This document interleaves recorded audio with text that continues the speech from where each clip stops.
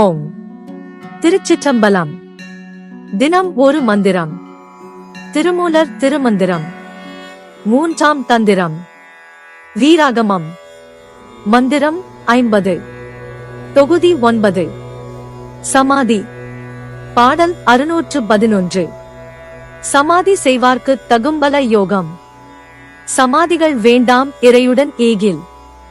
சமாதிதானில்லை தானவனாகில். சமாதியில் 8 சித்தியம் எய்துமே. விளக்கம். சமாதி நிலையில் யோகதவம் செய்ய முயற்சிப்பவர்களுக்கு அதற்கேற்ற பல பயிற்சிகளும் வழிமுறைகளும் தேவைப்படுகின்றன. ஆனால் ஒரு சாதகன் தனது சிந்தையை முழுமையாக இறைவனிடம் ஒப்படைத்து அவனோடே கலந்துவிட்டால் அவனுக்கு தனியாக எந்த சமாதி பயிற்சியும் தேவையில்லை. உயிர் தன்னிலை மறந்து சிவமாகவே மாறிவிடும்போது அங்கே சமாதி என்ற தனித்துவமான பயிற்சியோ முயற்சியோ தேவையற்றது. உயர்நிலை சமாதியில் நிலை பெற்றவர்களுக்கு அட்டமாசத்திகள் உள்ளிட்ட அனைத்து பேறுகளும் தானாகவே வந்து சேரும் என்று திருமூலர் சில முக்கியமான உண்மைகளை உணர்த்துகிறார். ஆரம்ப காலத்தில் சமாதி நிலையை அடைய யோக பயிற்சிகள் தேவை. ஆனால் இறைவனோடு ஒன்றுவிட்ட பிறகு யோக பயிற்சிகள் ஒரு தடையாக இருக்காது. மனமது செம்மையானால் மந்திரம் செபிக்க வேண்டாம் என்ற அகத்தியரின் தத்துவத்தை நினைவுபடுத்துகிறார். ஆனால் சமாதி யோகம் செய்வதன் பயனாக 8 வகை சித்திகளும் எளிதாக கைகூடும் என்பதை இந்த பாடலில் ரத்தினச் சுருக்கமாக திருமூலர் பாடியுள்ளார்.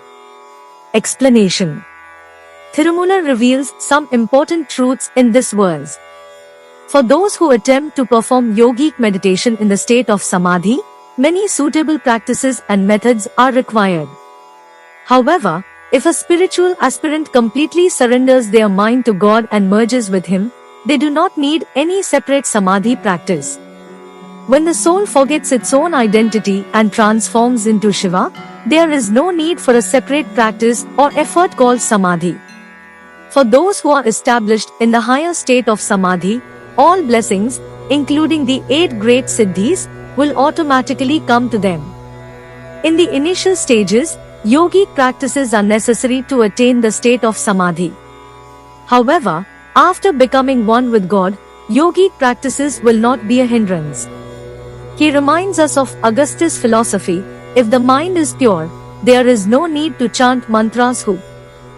But, in this verse, Tirumoolar concisely states that as a result of practicing samadhi yoga, the 8 types of siddhis are easily attained.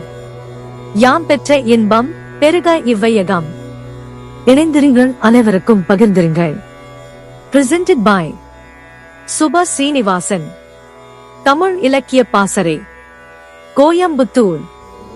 நன்றி, வணக்கம்.